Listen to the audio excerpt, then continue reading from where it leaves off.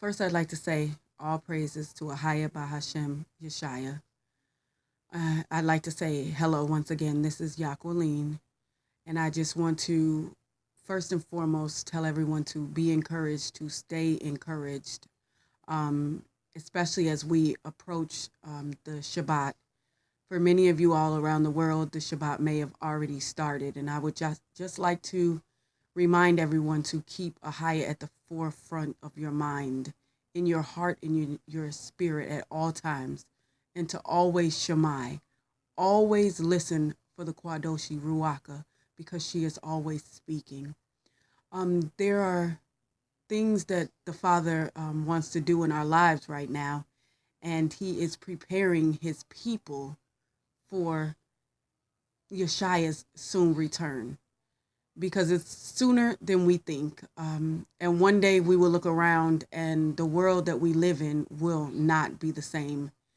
And as I sit here and speak with you, I can surely tell you that within the next few years, life as we know it will not be how it is. So as I come today before you, I want to thank Ahaya for giving me the privilege to um, be worthy to minister to his people and to encourage his people and to be a servant first and foremost. The scriptures say, am I my brother's keeper? Yes, I am my brothers and sisters' keeper. We, Israel, are all of our brothers and sisters' keeper. Um, the scriptures also say to love thy neighbor as thyself. First and foremost, to love the Father, the Son, and the Ruach. And the next is to love thy brethren as you love yourself, to the point that if you even had to, you would be willing to lay down your very life for your neighbor, for your brother, for your sister, just like the Mashiach did. So today I will be reading you a writing that the Ruach has given me, actually August 11, 2015, and it just explains about the curses and why Israel is going through what we're going through because of disobedience to the Father and not shemaing and not listening and not being obedient to the laws, statutes, and the commandments. And I posed a question to Abba one day and I said, why are we in the condition that we are in? Why are we going through what we're going through? And the Kwadoshi Ruaka began to speak to me and I began to write.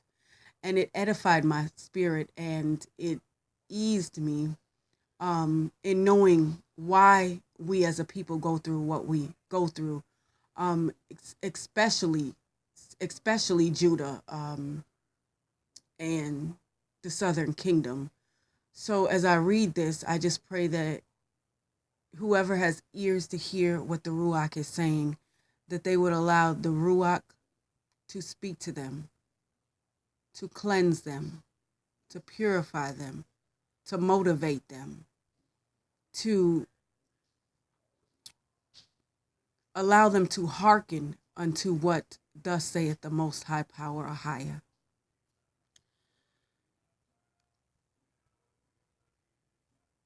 Curses for disobedience.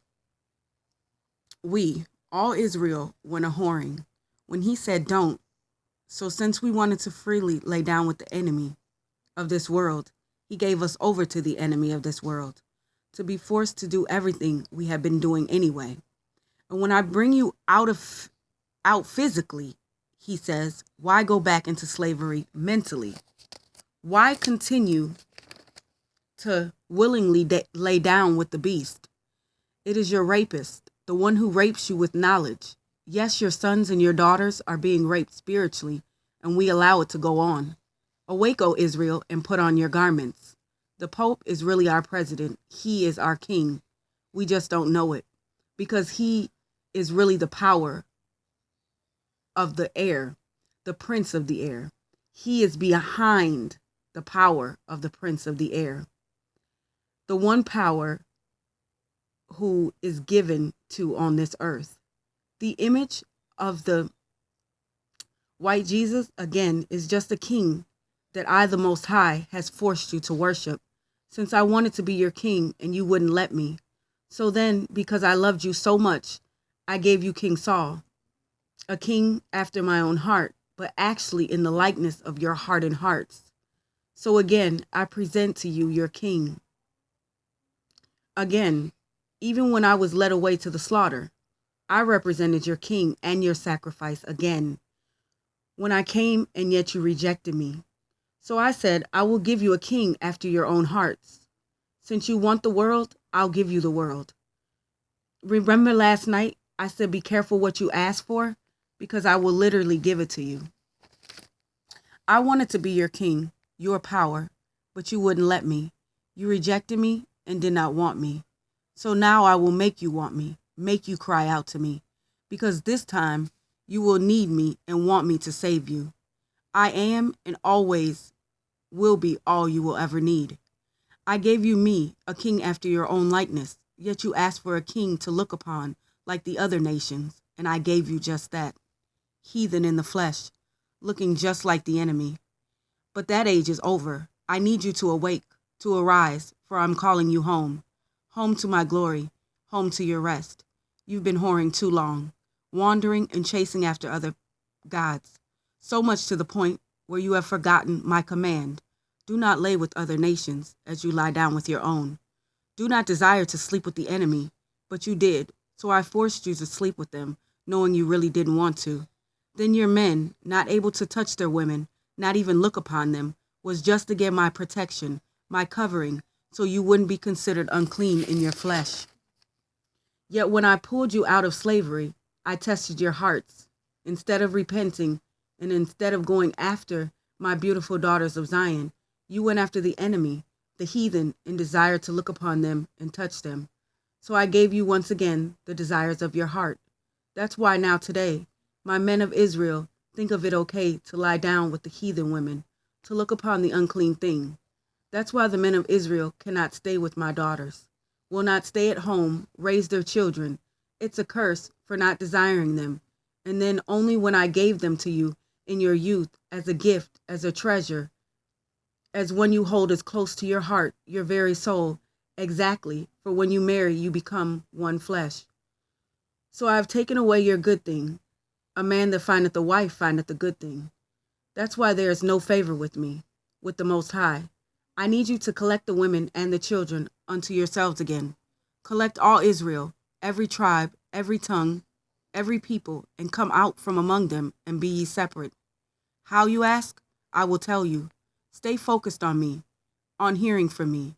I will lead you and guide you and tell you all things. I will show you all things. In my dream, I see many people together, confessing the same thing, believing so many things, but confessing that they have been awakened. Different shades of people with all different textures of hair. I know that these are the hidden ones, and the ones a part of the other tribes. Come out of them, my people. I'm calling for you. Sound the alarm. Blow the trumpet.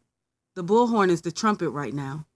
My voice through my prophets, arousing my people to come, to awaken, to assemble all, young and old.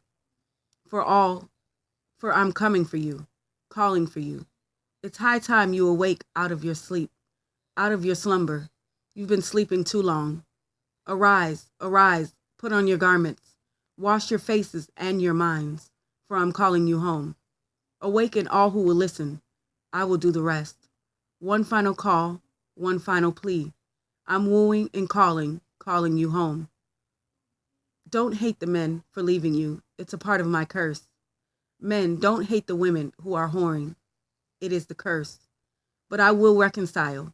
I will recompense. I will clean up. I will cast down and raise up. Yes, I'm coming for you.